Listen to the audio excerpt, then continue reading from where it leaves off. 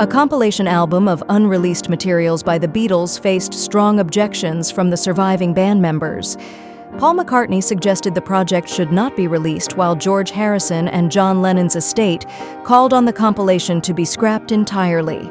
Sessions, the proposed 1985 compilation album, was ultimately cancelled after the Fab Four intervened, though all was not lost, and the project would be revived a decade later. Sessions served as the foundation for the Anthology project from the Beatles, a career-spanning look back at the band's achievements and work together. Sessions had been the original plan for the group, though it was ultimately scrapped. The album would have featured 13 at the time unreleased songs by the Beatles, including Leave My Kitten Alone and an alternative version of Obla Di, Obla Da. But life goes on, and the band would object to releasing the work entirely. Compilations had been released in the past, including the Beatles' Ballads and love songs, as well as a live album of their performance at the Hollywood Bowl. But it seemed a step too far to have the group's archival tapes and unreleased materials picked through.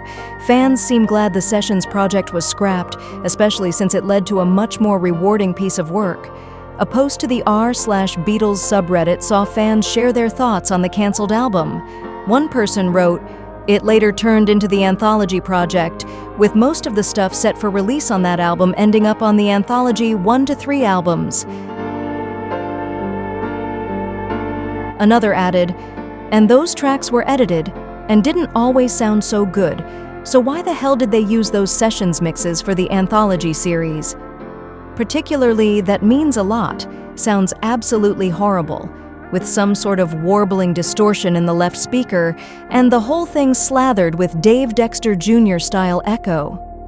I was so excited to hear a clean mix of it when Anthology 2 came out, only to find they used that horrible Sessions mix. Does anyone know why?